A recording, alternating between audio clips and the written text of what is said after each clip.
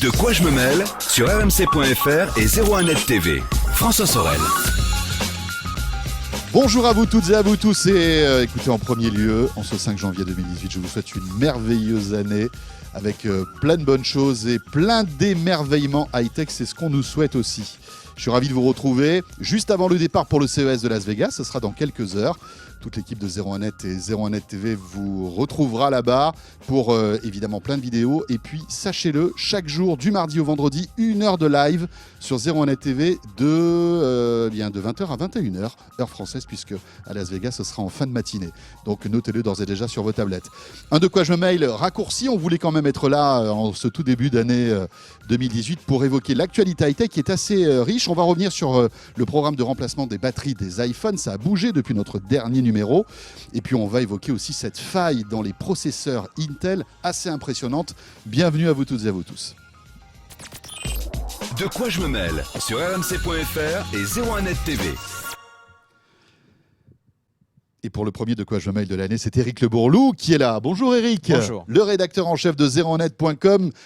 Tous mes voeux, Eric. Meilleurs voeux aussi. Voilà, belle année avec, je le disais, plein d'émerveillements et plein d'innovations. Ouais. On le souhaite avec le CES qui débute. Je le disais, une couverture du CES qui va être exceptionnelle, encore une fois, à la fois sur 01net.com et 01net TV. Oui, tout à fait. Bon, on se prépare bien au CES et puis on espère effectivement qu'on va voir plein de choses là-bas. Oui. Mais, a priori, ça va s'annoncer plutôt pas mal. Voilà, et ce sera donc à vivre chez nous. L'actu de cette semaine, finalement, bon, c'est pas si calme que ça. En général, c'est une période plutôt cool, mais là, il y a pas mal de choses. Il y a eu une grosse affaire qui effectivement a éclaté il y a quelques jours. Exactement, cette importante faille de sécurité sur les processeurs Intel. Oui. Tous les sites de tech en parlent parce que c'est quand même énorme finalement. C'est énorme, et d'ailleurs c'est pas que pour les processeurs Intel, on va en parler, mais enfin les processeurs ARM aussi, oui, tu as raison. On va dire quasiment tous les processeurs du marché, tout simplement.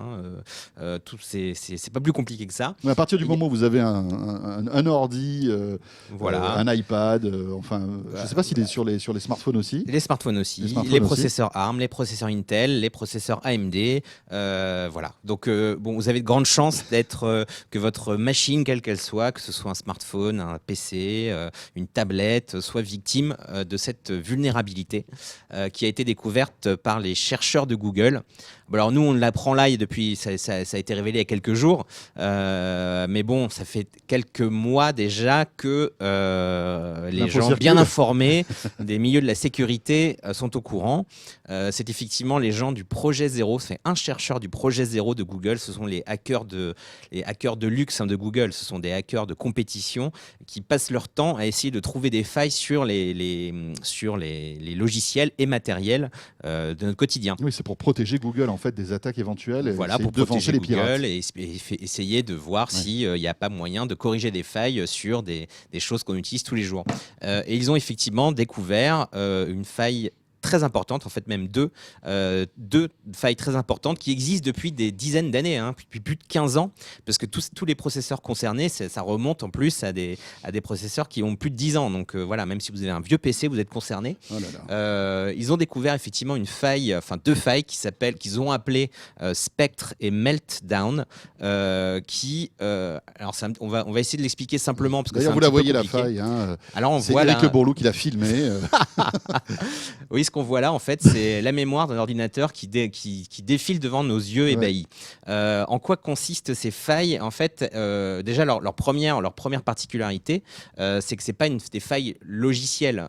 D'habitude, en général, c'est vrai qu'on parle de failles informatiques. Souvent, ça concerne un logiciel. Donc, on a simplement à le patcher et c'est réglé. Là, c'est différent. La faille, c'est dans la façon dont fonctionnent les processeurs, le cœur de l'ordinateur, en fait. Donc, du coup, c'est beaucoup plus compliqué à corriger.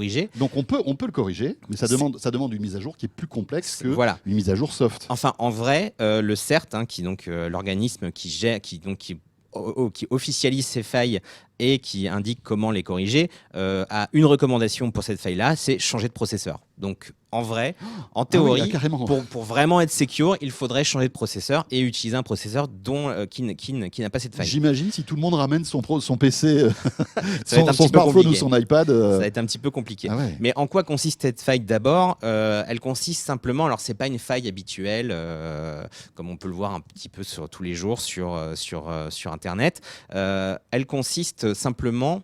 enfin simplement, si on peut dire ça, à pouvoir, on va dire, pour un logiciel, Oui. si vous avez une application qui, on va dire, qui profiterait, qui hackerait votre ordinateur, cette application-là pourrait en fait lire l'intégralité de la mémoire de votre ordinateur. Autrement dit, si vous pouvez lire l'intégralité de la mémoire de votre ordinateur, vous pouvez Donc, voir tous les secrets qui sont en mémoire dans votre ordinateur. Donc les mots de passe, ça peut être des mots de passe, ça peut être des clés cryptographiques, Voilà. ça peut être vos identifiants, les paiements effectivement. bancaires, etc. Exactement. En fait, les cartes bancaires, etc. Donc Ah oui. c'est grave puisque imaginez par exemple, hein, pour le voir concrètement, que vous avez deux applications ouvertes sur votre ordinateur. C'est comme si une application que vous avez ouverte avait accès aux informations d'une autre application. Vous imaginez bien que quand vous utilisez deux applications sur votre ordinateur, vous ne pensez pas qu'une application a accès à une autre application. Eh bien là, c'est exactement ce qui peut se passer avec Meltdown ou Spectre. Donc c'est très grave et en fait, effectivement, ça repose sur le fonctionnement des processeurs modernes qui en fait prédisent, on va dire, les instructions qui vont en fait suivre celles qui sont faites à un temps T. D'accord, ouais. C'est pour un système de prédictif, pour accélérer, accélérer leur le traitement des calculs. Et voilà, ça leur permet d'accélérer le traitement des calculs. Et en fait, ils profitent en fait de ce comportement-là pour en fait effectivement trouver un hack. Est-ce que franchement, il faut s'inquiéter? Parce que tu disais des millions et des millions de machines sont impactées, sans doute la tienne, la mienne, etc. Toutes celles de ceux qui nous regardent. Il faut s'inquiéter ou pas? Il faut s'inquiéter, oui et non, on veut dire ça. C'est-à-dire que non, mais alors prenez la réponse qui vous intéresse, hein, en fait, les amis. Ouais, je vais essayer d'être plus clair. C'est-à-dire que oui, il faut s'inquiéter parce que c'est grave comme faille. Et d'ailleurs, tout le monde s'inquiète dans l'industrie. Hein. C'est-à-dire que là, c'est le branle-bas de combat chez Microsoft, chez Google, chez Apple, etc. pour, on va dire, mitiger ces failles-là. À mon avis, il y a certains codeurs qui ont dû débuter l'année un peu sous l'eau là. Donc, alors, pourquoi il ne faut pas trop s'inquiéter? C'est parce que les systèmes sont déjà patché, on va dire, en partie. Microsoft est en train de déployer un patch pour Windows 10. Apple a déjà en partie corrigé le problème dans une précédente mise à jour de macOS et ils vont continuer à corriger sur iOS et sur macOS pour les deux failles. Donc, en fait, bon, l'industrie, c'est quand même... Intel vient d'annoncer qu'ils allaient fournir des patchs pour quasiment tous les processeurs. Mais voilà, ça va se faire dans le temps. Il va falloir un petit peu attendre pour que vous profitiez de ça. Et après la mise à jour, donc, on n'aura plus de problème. La faille sera bouchée, entre guillemets. Alors, sera colmatée, ouais. Alors, ce n'est pas une façon très élégante de colmater cette faille qu'ils ont trouvée pour l'instant, puisque ça consiste finalement à limiter, on va dire, ce fonctionnement de prédiction des processeurs qui pourrait en fait avoir un impact sur leur performance. Parce que si tu réduis cette prédiction des calculs, forcément, tu vas réduire les performances, non? Oui, alors c'est effectivement ce qu'on dit. Alors nous, on l'a pas encore testé, on est en train de s'y mettre, mais effectivement, The Register, qui a été le site qui est le premier à dévoiler cette information, pariait sur des écarts de performance qui pouvaient aller jusqu'à 30% par rapport à ce que votre PC réalisait avant le patch.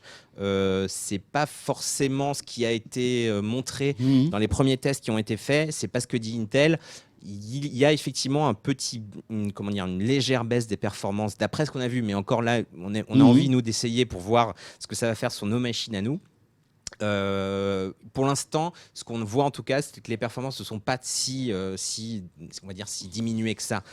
Effectivement, il y a une légère diminution, mais sur certaines tâches bien particulières, il est possible que c'est effectivement sur un sujet particulier, que ce soit notamment pour des usages intensifs et professionnels, visiblement, d'après ce que j'ai pu lire. En fait, c'est-à-dire que pour le particulier, il n'y aurait pas trop d'impact, mais... Ouais, alors ça, quand même, c'est possible quand même, puisque par exemple sur la copie de fichiers, par exemple, c'est là où on a remarqué que là on perd des en baisses plus de performance. Donc c'est en fait voilà, encore une fois, on est là où on essaye de voir de notre côté si on assiste à des choses intéressantes à démontrer. Pour l'instant, en tout cas, c'est pas violent, mais c'est quand même une baisse de performance. Bah oui, donc il va falloir s'attendre peut-être à avoir quelques petits FPS de moins dans vos jeux ou une copie un peu plus lente entre deux fichiers ou sur un disque dur externe. À moins qu'il y ait après une autre mise à jour dans les semaines ou les mois qui viennent qui soit un petit peu plus, on va dire, travaillée pour peut-être optimiser les performances. C'est possible. Parce que là, je pense que là, il y a l'urgence, hein, il y a le pompier qui doit éteindre le feu, donc il patch en réduisant peut-être même sensiblement les performances, mais pour enlever cette faille, peut-être qu'après, il y aura autre chose. C'est possible, effectivement. Alors là, on a vu, par exemple, c'est le cas, par exemple, pour Mozilla, parce que, en fait, en vrai, la faille, toujours pour savoir si on doit s'inquiéter ou pas, la faille est principalement... Alors, pour exploiter cette faille, un pirate aurait besoin d'installer un programme sur votre ordinateur ou de créer simplement un JavaScript, on va dire, malveillant sur un site web qui pourrait en fait lire le contenu de votre mémoire. Là, pour le coup, Google, comme Mozilla, comme Microsoft, avec leurs navigateurs respectifs, ont déjà publié des correctifs pour empêcher cela. Mais Mozilla, par exemple, a simplement, on va dire, annulé une fonction de Firefox et baissé, on va dire, baisser la performance d'une autre fonction pour réussir à faire ça. Mais ils réfléchissent effectivement à améliorer cette. Est-ce que les antivirus et tous les systèmes qu'on a servent à quelque chose dans ce cas précis ou pas ? Non, pas vraiment, pas vraiment, puisque en fait, ce n'est pas vraiment un virus. C'est un problème hardware, de design donc, du processeur. Donc oui, c'est d'autant plus que effectivement là, on a même vu que Microsoft, le patch que Microsoft propose pour Windows 10, au contraire, peut faire planter votre Windows si vous avez certains antivirus. Donc au contraire, votre antivirus pourrait vous poser quelques problèmes. On a d'ailleurs fait un article à ce sujet que je vous invite à aller consulter si vous hésitez à installer ce patch. Voilà, mais il faut l'installer malgré tout. Hein, c'est-à-dire que de toute façon, ça se fait automatiquement. Ça va se faire automatiquement quand tous les problèmes seront réglés du côté de Windows. Sur côté Apple, ça va se faire automatiquement. Il y a quand même plein de smartphones, par exemple, sous Android, qui ne vont pas être patchés tout de suite, ou peut-être qui ne seront jamais patchés. Bien sûr. L'autre, ce qu'on peut dire quand même, c'est que pour l'instant, on n'a pas vu cette faille exploitée par des cybercriminels. Ce qui ne veut pas dire qu'il n'y en a pas, parce qu'on peut difficilement la repérer, en fait. Mais pour l'instant, on n'a pas vu. Donc ça, voilà. Mais effectivement, il va falloir se méfier, notamment sur smartphone, notamment en tout cas sur des appareils qui n'ont pas bénéficié d'un patch. Ce qui est inquiétant, d'une manière peut-être un peu plus générale, si on prend du recul, c'est que finalement les failles peuvent être partout, elles peuvent être soft, mais aussi donc hardware. On s'en rend compte là, et on se rend compte que c'est presque un puits sans fin. C'est-à-dire que peut-être que dans quelques mois, on retrouvera autre chose, etc. Alors après, c'est ça qui est plus inquiétant finalement. Ce genre la découverte de ce spectre et de ce meltdown, ça reste quand même l'affaire de hackers de très très haut niveau. Les gens qui ont découvert ça, c'est pas c'est des gens qui ont un niveau en informatique et en sciences informatiques qui est assez incroyable. Donc évidemment, le hacker du coin ou le cybercriminel du coin qui vous envoie des mails un peu piégeux, il n'est pas en mesure d'exploiter ces failles-là. Mais il n'empêche qu'effectivement, comme tu le dis, c'est un puits sans fond. C'est-à-dire qu'il y a forcément d'autres failles qu'on n'a pas découvertes et qu'on découvrira. Mais il est quand même plus rare de tomber sur des failles aussi graves d'un point de vue hardware. Généralement, c'est vrai que c'est juste un problème logiciel de code sur un bug de programmation qui fait qu'il est facile de se faire piéger. Là, c'est autre chose. C'est beaucoup plus grave. Voilà ce qu'on pouvait dire. Si vous voulez suivre les avancées de cette enquête, etc., sur zeronet.com, bien sûr, mise à jour des articles. Oui, on a Gilbert Kallenborn qui suit ce dossier expert de près. Processeur. Exactement. Gilbert qui suit ça de près. Deuxième actu, alors un peu moins brûlante, mais somme toute très importante et qui vous concerne forcément si vous avez un iPhone. On l'avait évoqué dans le précédent De quoi je me mêle il y a 2 semaines. C'était ce scandale de la batterie vieillissante des iPhones et Apple qui, grâce à une mise à jour, enfin à cause d'une mise à jour, réduisait les performances de ces vieux iPhones. Ça fait tout un pataquès. On l'avait prédit. Carrément. Voilà, des class actions par dizaines, etc. Tous les pays s'y mettent. Apple a réagi au cœur des vacances en disant écoutez, on va faire un petit geste. Oui, ils ont été obligés en fait, parce que là, ça commençait vraiment à monter. Et d'ailleurs, il y a plusieurs class actions, y compris en France, qui ont été montées contre Apple à cause de ça.